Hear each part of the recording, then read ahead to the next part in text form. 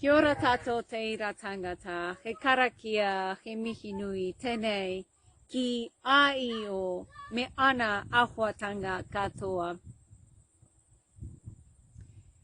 Nā Mihinui ki ai o, nana te kore, nana te po, nana hoki te ao I whakatinana. Ara ko ranginui tui honei, ara ko papatuanuku, e takoto ake nei. Katahi, ka puta rāua, tamariki nui tonu. Ara ko Tāne Māhuta, ko tawhiri mātea, ko tangaro, ko rongo, ko Haumia-Tiketike, ko rāua moko, ko tū mātauenga. Tokona a ranginui ki runga, a papatuanuku ki raro.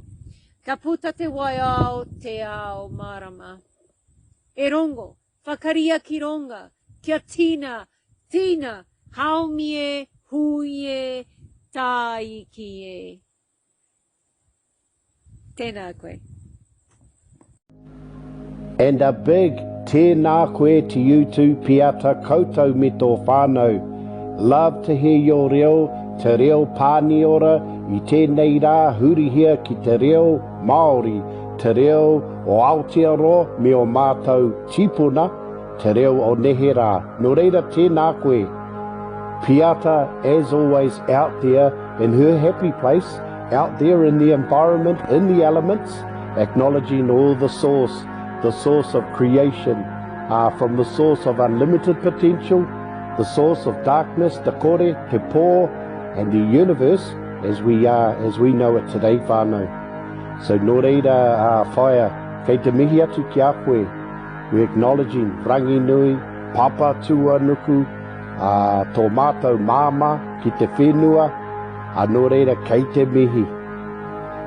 Peata acknowledging our forestations, our vegetations, Tāne Māhuta, tāwhiri mātia, tangaroa, and the vastness and the beauty of our whole universe. Nō reira, our sustainability, our kai, and our nourishment, and our kai and our cultivations for today and the generations to come. We acknowledge the thermal, the volcanic, and our seasonal activities, and us here as humanity, standing here so happy today, so much to be happy for, in a world of an enlightenment, so much opportunity. There is a call for us to unite together, work with the whenua. Tis people, tis people, tis people.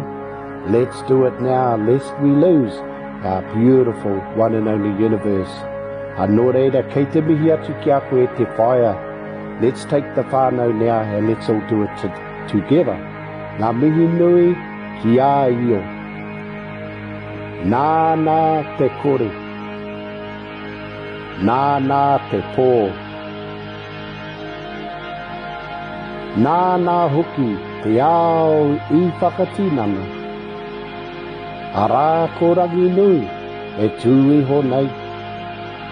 Arā ko papatū anuku e takoto akeni. Kātahi ka puta a rāua tamariki nui tonu. Arā ko Tāne Māhuta. Ko tāwhiri mātia. Ko tangaroa. Ko rongo. Ko Haumia-Tiketike. Ko rāua moko.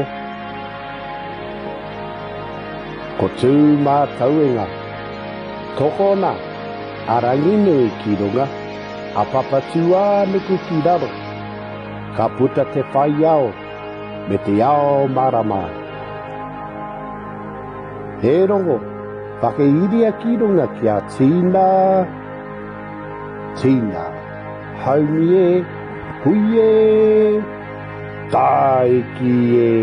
Nō reira, kei te mihi atu ki a koutou te whānau, Peata, kōrua ko Rawiri, mea kōrua tamariki, Mi o koutou mahi ahuwhenua, ka aha koe āpōpō ka hari au ki te mahi ki te whakatōriwai.